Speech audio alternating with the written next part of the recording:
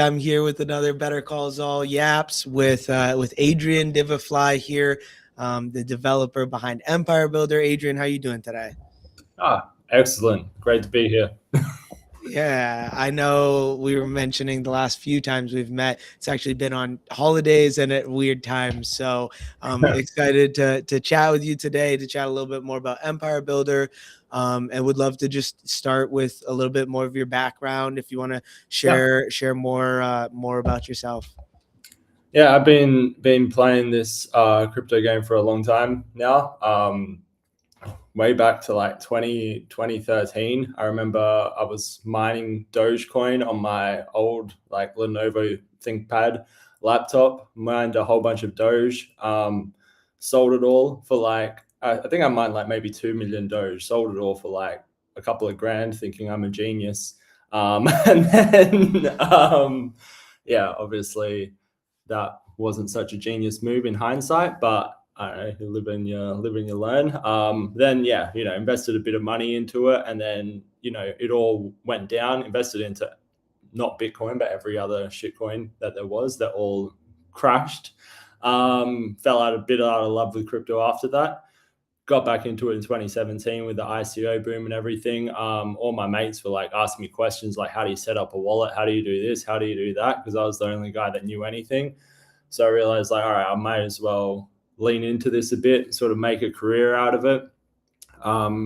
Ended up, it took about until 2020. I was doing some different courses. I moved to Europe, and I managed to get a job at a crypto mining company, just doing content writing. That's my main job as a content writer, just for marketing and stuff. I'm doing it right now. Yeah, been at a few different companies, been at Scroll, been at Rootstock, Cake DeFi, also in the interview process with another company right now, another big company, but I won't mention exactly who that is. So just in case it doesn't work out. But yeah, you'll see if it does work out on my socials. Well, Yeah, that's super exciting. That's yeah, definitely a long list in crypto, and yeah, definitely like different eras of crypto and understanding that. I mean, I came in yeah, 2023 and there were already L2s on ETH. And some of the yeah, people in 2021 were like, oh man, you had it easy. So it's like, that different eras of generations definitely can speak to uh, the different like time periods, whether you look at like regulatory challenges internationally throughout, till where we are today, where you still have challenges with that. And then also just like the history of, Bitcoin, everything else kind of that's out there, and different philosophies around that. So I would love to get your take and spin on like that, then the NFT boom, what yeah, kind of what led you to Empire Builder and building on top of Clanker, and yeah, just excited to hear more well, about that yeah. era. Speaking on that, yeah, like the regulatory changes, when I started, it was like wild, wild west. I was buying crypto off of some guy on Reddit and just PayPaling him. And yeah, and I signed up for a Coinbase account. All you needed was an email address. Like I just made a fake email address and that was it. And I got in and could buy Bitcoin. So that Interesting. that was the way it was back then. But yeah, obviously much, much different now. But yeah, and speaking of like, yeah, difference even just between 2021 and 2022. I remember on ETH, if you wanted to buy an NFT, you'd have to pay like $10-20 worth in gas, right? Like that's how it was back then. It was just mental. And it was just, yeah, it was sort of like, is it worth it? Like, is it worth that $10 in gas? You just had to really analyze like your profit and loss like potential, because like, yeah, every little transaction you did was going to be costing you like $10 to $20. It was, yeah, it was something else. But yeah, I guess what led me to building Empire, I'm a self-taught dev. So when I got into the crypto game in 2020, I was, the only writer in my team. So they were like, oh, you're the writer. Why don't you write this technical documentation? Why don't you write this paper? Why don't you do this? And I'm just like, I had no idea like about any of this, right? So I like started learning myself how to, a little bit of Solidity, JavaScript, etc. And yeah, obviously when like AI came in, ChatGPT and Claude now, it's just like hypercharged the capacity of like what you're able to do as well, and how fast you can iterate on such things, rather than taking like, 6 months to try and build out like a little basic script. You can now just do that in like a day. So yeah, it's much different now. But yeah, sort of what led me down this path is I was involved in multiple different crypto communities and such. I got started speaking to Nick Nicky Sup. He's the guy behind multiple different things on Farcaster. He was the guy that did Circus, that got a bit of hype a little while ago.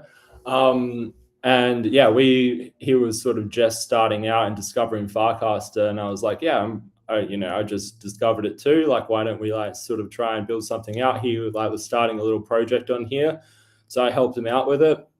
Built some old frame V1s, original frames, like as a bit of a marketing thing back then, and that was like start of 2024, and it was just Farcaster frenzy back then. People were that was when degen was sort of at its peak, right? So yeah, anything you sort of built and like just offered like some NFT, like people were jumping all over it. So yeah, that was really fun. Sort of how I built, I guess, my initial following on Farcaster. That sort of evolved and then devolved into other different things. We sort of moved on to different projects. Then Clanker came out. Clanker dropped, and as soon as Clanker dropped, to realize like the potential there, right? And spoke with it was Proxy back then who was leading it, right? So jumped on a call with him like literally a week after Clanker launched. It was crazy how responsive him and Jack have been. Like there's been a lot of different builders or like people that I've tried to like contact on Farcaster, and you just hear no response from them, right? Like they're like very they're too busy to like hear from the little guy, and like probably get like a million messages from spammers as well, so it's understandable. But the Clank team was like super responsive, super open. I think because I already they already followed me, Jack and Proxy, so they maybe knew that was like, I guess, a point of difference.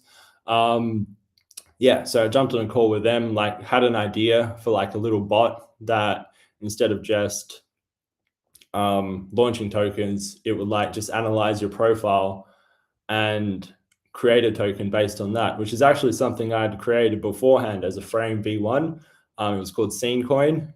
It got like zero traction.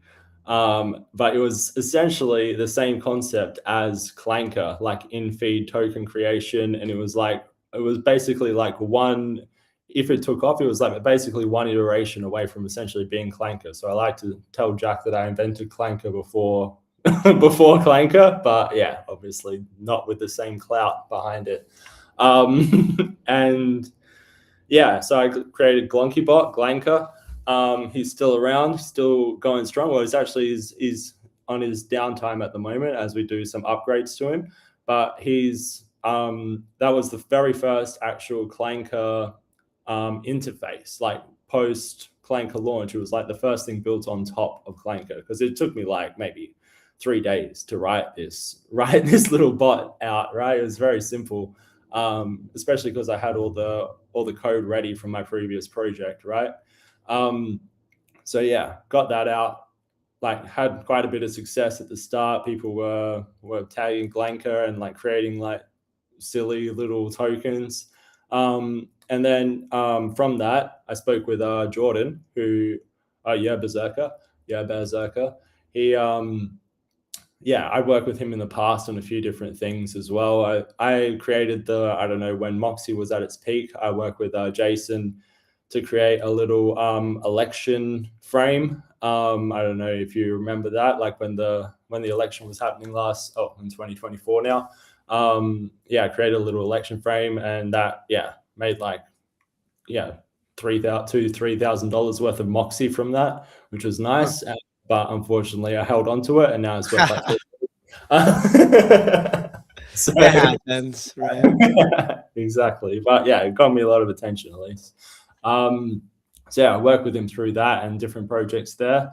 And he's like, well, yeah, and we were just spitballing ideas. It's like, why don't we like create the interface? Everyone's getting a token now, but the thing with tokens is like you create a token, then what, right? Then what do you do, right? And there was no infrastructure or anything, and people were like creating their own solutions. Like I remember Big Degen Energy, BDE, he created his Clanker V0 and was like rewarding the community, but he was just doing it through his own airdrop scripts that he was creating himself. I'm like, people shouldn't have to be able to create their own scripts just to like reward their community and do stuff. So we decided like, let's build out something to allow like a all-in-one interface, and that was sort of the initial goal, just like a basic interface with a treasury, a leaderboard of holders, and then you can just like airdrop NFTs and distribute from the treasury to those holders as you please. Started out a simple idea. By the time we actually launched, it became a lot more complex. We introduced the booster system, and so it's not directly tied to just holding the token. You also need to actually be sort of more engaged with different parts of that creator ecosystem with the boosters. And yeah, and I guess that's it. And obviously we also introduced like that you could launch a token through Clanker directly through our interface as well. Because yeah, like the Clanker SDK hadn't come out then, but like, yeah, we got some engines from Jack that he would allow that. And now we're just using the Clanker SDK. But I guess, yeah, in terms of like the future direction of Empire, we're currently like working towards Empire V3, which when we're starting out, the idea was to build these solutions ourselves, the contracts ourselves and the airdrop contracts, anything we need. We kept it relatively simple because we thought there'd just need to be relatively simple contracts, right? And we built them simple, we built them secure. But now as the vision grows, we realize we want to make it a bit more complicated, a bit more features in them, make them multi-chain, and that introduces more complexity, which introduces more security concerns, which all need to be addressed. And sort of the best way to sort of resolve all of that is to use infrastructure that already exists. A lot of the infrastructure is out there, you know? So what we're going to be doing for our treasury contracts is we're going to be using the existing splits teams contracts, their newest contracts that are very advanced, fully audited. So we're going to introduce those as our main treasury contracts. We're looking into introducing staking as well. Again, building out our own staking contracts takes time, security concerns. We're looking at a few different options there. Most likely for now, we're looking at Mint Club and their staking and lockup contracts to utilize those. Introducing potentially Mint Club's airdrop contracts as well, although we may stick with our own there too.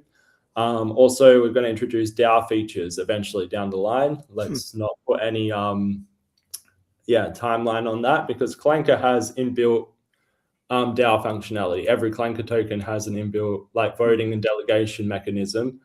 And sort of the idea is to like create a functionality where you can use that voting mechanism to then vote on Empire actions like distributions from the treasury, adding boosters, creating new leaderboards, etc. So have some sort of DAO functionality in there to actually almost like so the creator could like just like step back, make the DAO the guardian of the Empire and have a completely decentralized process for all reward mechanisms. So that's the ultimate goal, I guess, in the short to midterm for Empire Builder. Once we get, so V3 will come before that. V3 will be the introduction of the treasuries as well as like many aesthetic features, especially on the homepage. We want to surface. I know you've been doing a lot of distributions recently, regular distributions, which is exactly what we want to promote. So we're going to try and surface that. So all recent distributions, all recent actions being taken on Empire will be on the homepage and surfaced and have like a feed of that, as well as the main leaderboard will be like much more robust with a lot more information rather than just having this scrolling thing going across and you need to see where you rank. It will be like a proper ranking system. And potentially, again, no promises, like we're looking into options to like actually reward those top or the top forged empires that are on that leaderboard to like further incentivize, you know, participation and trying to climb that leaderboard as well, or the main rankings. Main lead empire rankings, right? We want to call it rankings because leaderboards are like for the individual empires, and the overall There you rank. go. Yeah, the branding definitely helps. And yeah, no, that's awesome. That sounds really exciting. A lot of different things to pull out there, but I'm gonna go back to where you were saying that that you held on to the Moxie token, but built social capital. So I really like that like concept. That's what got me really excited about crypto as a whole and what quote unquote Web3, right? And just being in this emerging tech space was the ability to essentially create social capital by whatever it is, using your actual capital to buy an NFT, putting in work on a project, and like how can you then value those actions? So our DAO meets weekly and kind of shares about what we're doing, and then we reach consensus on who's done the most through who's done, you know, the sixth most, and everyone gets a portion of governance by participating that way. And we're like looking at that social capital as a piece that of success that I've seen in DAOs, as opposed to when people tie financial capital to governance, and you have different challenges that kind of arise with that. So I really like the concept of like really locking more in on these like off-chain leaderboard points that are there, and then being able to tie them and associate them to some social capital, because it's not just you know, a financial amount. You're actually adding social features to the functionality of just having, you know, a 0x wallet address as your information. Yeah, exactly. We're also looking in terms of like adding more custom leaderboards that focus more on that through Quotient and just Nana and Farcaster, and potentially multiple other features as well as like adding in competitions. We looked at like things like Joke Race and other things to add like not so much competitions, but like, you know, you can create competitions saying like, you know, whoever shares the most or does these certain social actions you know, will be surfaced, right, as, you know, being being on this leaderboard rather than just holding an NFT, etc. And then it's just like to remove those extra layers. Like having an NFT leaderboard works, and you can say, okay, everyone who does this, I will give the NFT to, right? And then it sort of by proxy shows that social capital just by who's holding the NFT. But let's like skip the middle step and try and just do it directly, right? But yeah, again, further down the line, new iterations, like we need to make sure that they're all functioning properly, right? And yeah, biggest focus right now, just getting V3 up and then going from there, right? So yeah. Do you want to chat a little bit more about the forged empires here? And then I know you actually mentioned the forged empires, but the using an existing token as well, because I know that's a really interesting feature that Empire is built. So yeah, we obviously can just create a new token, and that will automatically be a forged empire. You can then, if you have an existing token, a Clanker token or a Zora token will sort of be surfaced automatically when you go into the interface. But you can add any token from base whatsoever, as long as you're either the like owner of that contract or one of the top 5 holders, to allow for sort of community takeover tokens as well. But yeah, we're actually looking at as well potentially going tokenless. Like once V3 comes in, it will be possible to like create an empire and get access to the tool stack without needing a token attached to it as well. And we'll be looking at doing some sort of subscription model as well to allow for those empires to sort of upgrade to Forge, since they don't have a token to like to actually be attached. Like there'll be some sort of subscription model to allow them to sort of upgrade their empires to Forge if they prefer not to have a token. because we've had a couple people request that as well. They'll love to have access, but they don't want to attach a token. They're like heavily involved in other community or degen community, but they want to distribute rewards to certain degen actions. But yeah, they want to do it to degen, not to their own token, right?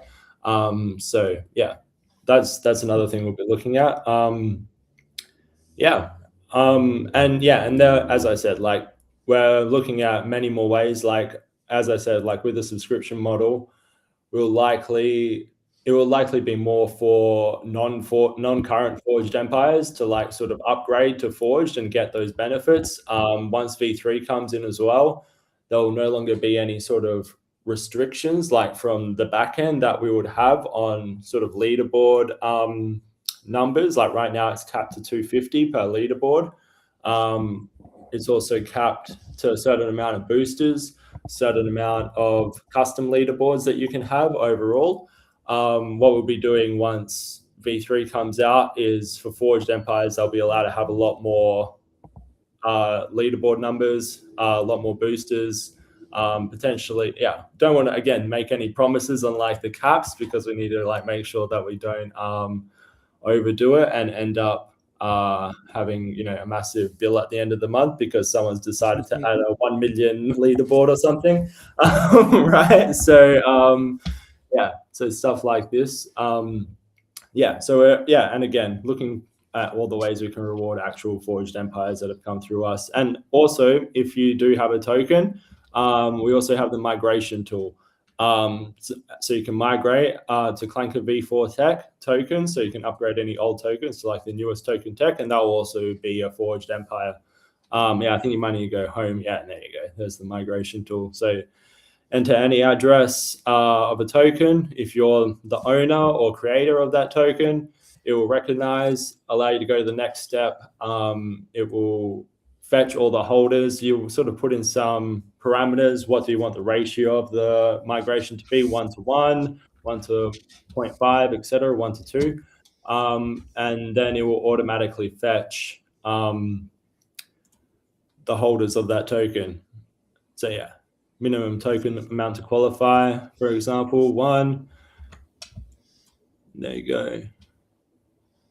And then fetches the holders, and that's going to be the recipients of the airdrop.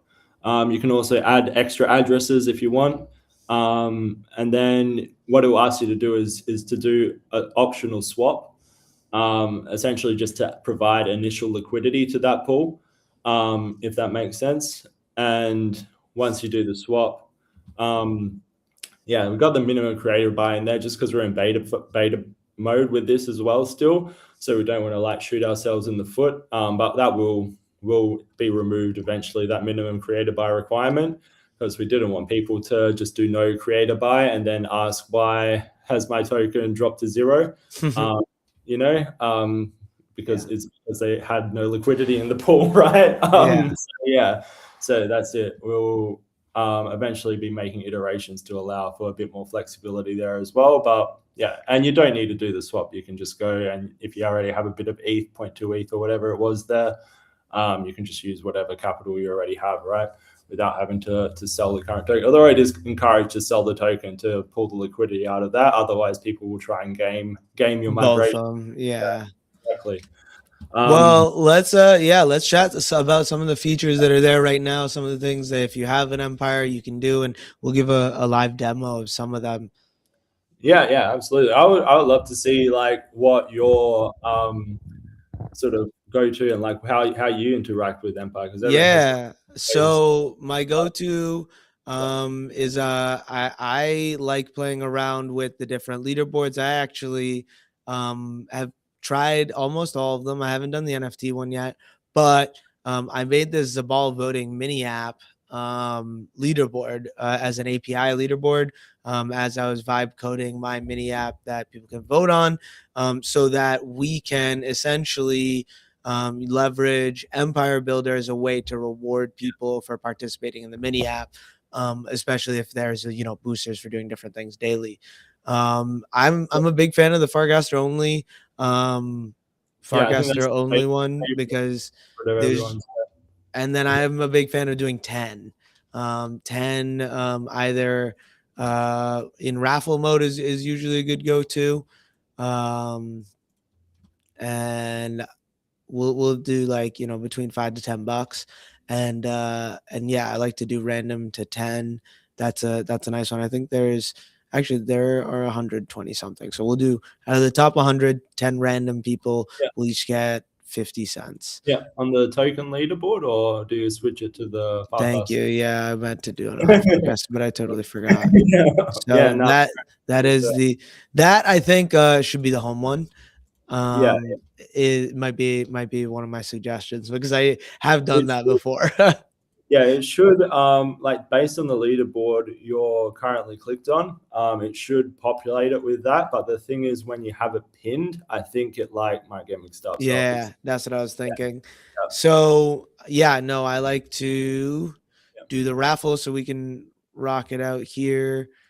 I don't know. I don't think it's sharing my wallet, but I'm signing a transaction here, which is fun. Also seeing that every single thing is actually an on-chain transaction, which sometimes makes me like double check what I'm gonna do. But the reason I do 10 is because on Farcaster, it'll share 10 ads, but no more than that.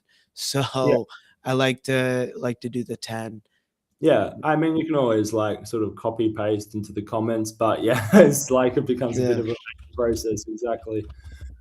Yeah, that might be something we recommend Rish to fix. I think that's one of my problems with Farcaster right now. But nonetheless, I really like the ability to be able to say, okay, so that's how many people I want to share to, and like each one of these people, I'm relatively close with in some capacity that might not know about the Zabal because we're leveraging other tools to tip out some Zabal to different people, et cetera, et cetera. So I've been really enjoying the raffle because it actually populates people that I am not seeing regularly. And then I've also, for our other leaderboards that are finished, that we don't necessarily need an API for, Song Jam season 1 was December. Yeah. And I, at any point that I want to do a distribution to different seasons, or maybe I'll add all of them together at the end as well and create a leaderboard for that.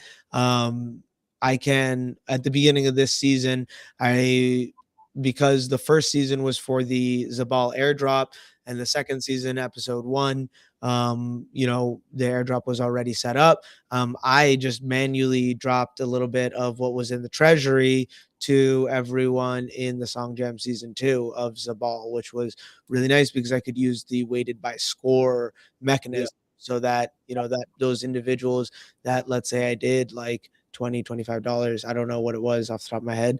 We can probably go back and look. Then it actually is giving it to the people that participated the most. But I can kind of do that whenever I want if we have different capacities of doing it. And I'm just really excited to play around with the API leaderboards a little bit more. So the API leaderboards, like when you click update, it should refetch from that API. So if like there's been more people participating, it will actually fetch the new numbers. It's not like just a one-time API. It like fetches the endpoint every time. You can actually check if you go up and click on the distribute at the top. Or distributed. Sorry. Yeah. Further up, like the actual distributed. So it gives you that list, right? So if you do like accidentally click out without sharing, you can just go here and share from here as well.